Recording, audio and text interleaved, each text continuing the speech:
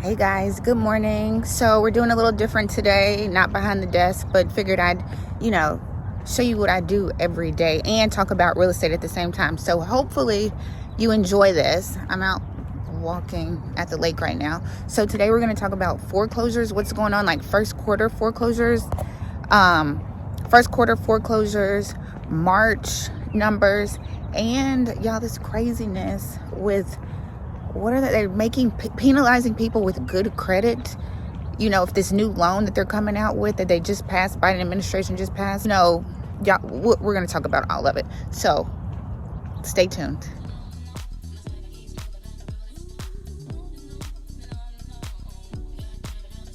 Okay, so we're changing up a little bit. I'm in the car. Let's talk foreclosures for the first quarter of 2023. Okay, so the numbers are out. So far, 2023, we have about 95,712 properties currently somewhere in the foreclosure process. That means they have an auction scheduled. Maybe the notice of default has been filed, notice of sale. They're in the process of getting their property repossessed. 95,000 properties right now across the U.S. in the foreclosure process, right? So get this, the average foreclosure process is taking 950 days. 950 days for these properties to be foreclosed on. So these are property, y'all, that's like 2 years, right? Over 2 years. These are properties that, were probably caught up in that moratorium. People didn't have to pay for 2 years. These are properties that were probably in foreclosure before COVID and just got lucky and were saved by the moratorium. 950 days, you guys. That's crazy. States with the longest average foreclosure timelines: Louisiana, 2,770 days is their average foreclosure timeline. Hawaii, 2,486 days. And New York, 1,009. Baby, these houses been in foreclosure for like years. Y'all think about that. People have been in foreclosure for years, have not paid their mortgage in years, you guys. The average is 950, but when you look at these other states, 2,000 days. You guys, I feel like we got a problem on our hands. Like it's coming. It's coming. Okay, so let's keep going. Let's talk about the states with the most, that are seeing the most foreclosure starts right now. We've got Florida with 5,724 new foreclosure starts. New York with 4,345 foreclosure starts. And Illinois with 4,006 new foreclosure starts for the first quarter. Now these numbers are going up. Let me say that. Okay, real quick, and let's talk about REOs. Everybody knows what an REO is. So real quick, you guys, I auction off foreclosures. So if I am at the courthouse and I can't auction off the property, it doesn't sell at auction, it reverts back to the bank. Okay, the bank takes possession of it and then they put it back on the market as an REO, real estate owned by the bank. Okay, so you can find REOs on the MLS, on Zillow, it'll say REO, you know what I mean? HUD Home Store, homepath.com. Those are other REO sites, okay? The states that had the greatest number of REOs first quarter: Michigan with 1,800, Illinois with 1,039, California with 846, Pennsylvania with 788, and New York with 774 new REO properties. So it's not a lot, honestly. That's not a lot of properties, honestly.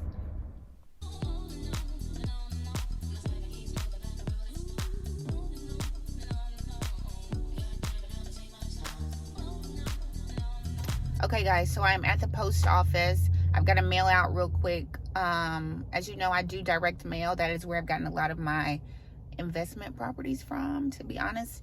But yeah, I do mail. I've been mailing for about 1.5 years now. I don't miss a week. I do not miss a week.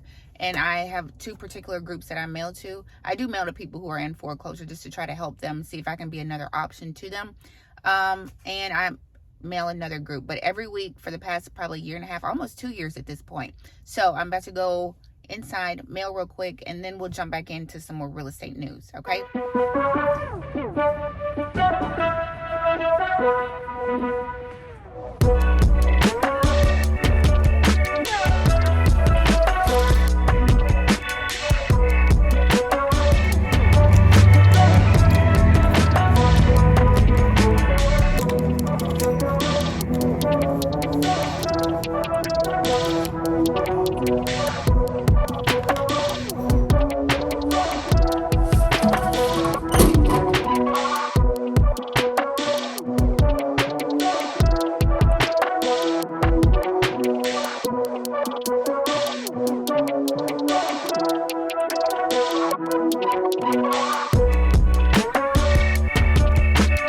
Okay, y'all, just got to the courthouse. I'll show you a little bit of that real quick. I don't have any auctions today, so I can just kind of talk you through it at the auction. And then we'll jump back into what's going on in the world of real estate, okay?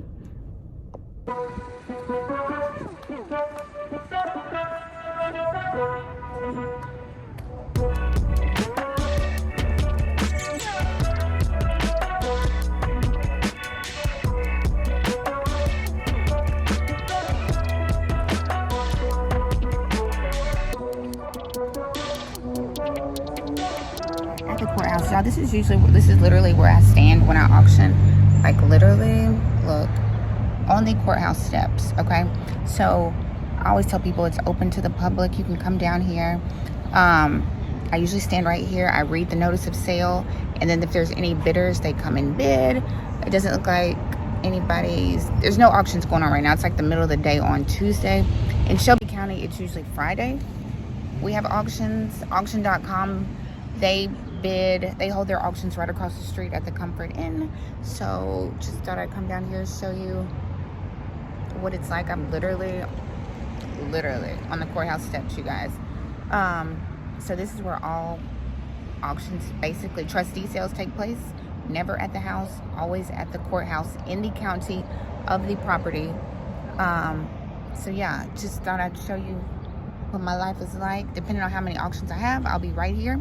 If I have one, I'll be here for a few minutes. If I have a whole bunch, I'll be here all morning. Right on the courthouse steps. Okay. If you guys have... Okay, guys, look, I am back home. I made it back home at this point.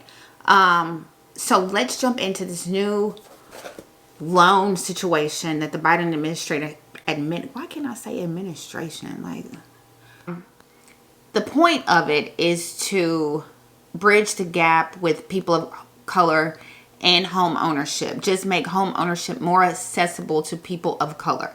Okay, so they're going to start charging people with credit scores of 680 or above, like $40. I'm seeing $40. I'm also seeing $60 extra on their mortgage payment if you have a credit score of 680. Which over time they said calculates to be about $20,000 over your 30-year loan. How do I feel about this, you guys? Okay, so let me talk about this, because one, yeah, I'm black. You know what I'm saying? I'm black. Let's talk about this. Is like, do you have to add a $40 extra payment on somebody else's mortgage when the minimum score is a 580? Y'all know what I'm saying? There we go. That's the point I'm trying to make on that. The other point is, okay, first of all, you guys, I know I am black. Like, you know what I mean? I know the tribulations that black people had to that people of color had to overcome, you know, when it came to home ownership. I know steering, redlining. Baby, Wells Fargo is in the news every other year about declining people of color mortgage applications and hitting people with overdraft fees. You know what I'm saying? Like, we all know it exists, right? Thankfully, I grew up, my mom owned a house, my grandmother owned a house, so I saw the importance of home ownership. My point is, this new initiative, right? I feel like it's just like when you put lipstick on a pig, right? When you put a Band-Aid on a burst pipe. You know what I mean? Like, it's just, it doesn't get to the root of the problem. You know what I mean? I personally do not think that you should buy a house and you don't have any money in the bank. Personally, that's how I feel. you need to have some money bank. Somebody else in this article says, we learned the hard way in 2008 that if you can't afford a home, just getting a subsidy one time to get a mortgage, you won't be able to carry it.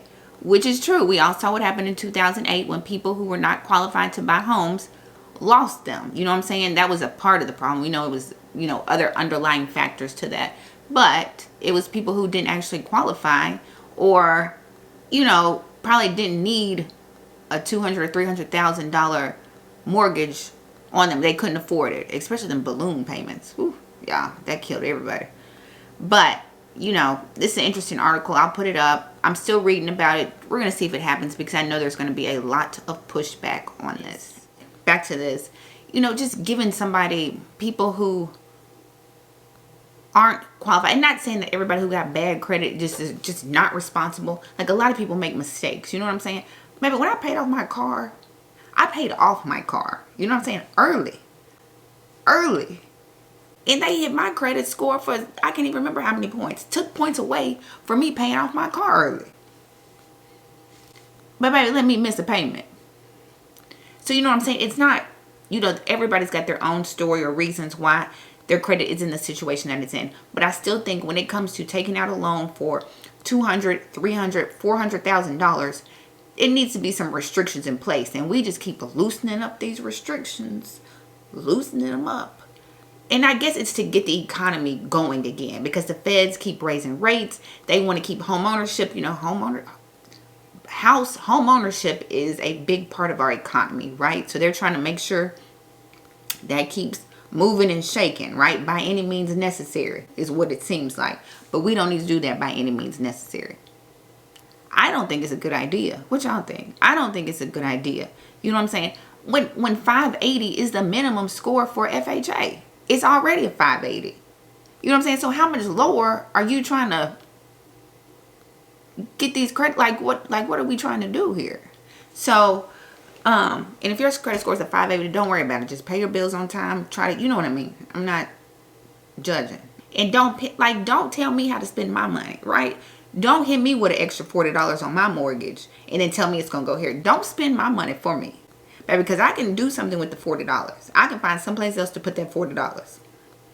Right? I think we all can. So that is, I think that's going to conclude this video, you guys. I hope you enjoyed it. It was a different kind of vlog, real estate topics. Did y'all like this? I don't know. What do you think? Did y'all like a video like this where it's more me, day in the life, but we still gonna talk about the real estate news, what's going on in the real estate world, right? Don't forget, I have the ebook about auctions. I have another ebook coming out. I just had to upload it. It's a single lady's guide to buying a home. I bought a house by myself. You know what I'm saying? Like, you can do it. So you guys check that out. Don't forget to subscribe and like and comment. If you have questions and opinions, you guys, let's talk about it. Let's talk about it. It is so much going on in the real estate world right now. Every day. So let's talk about it. I'm on Instagram, Your Agent Ashley. You all know that. I think most of y'all know that. As always, thank you so much for watching, and I will be back with another video really soon. Thanks.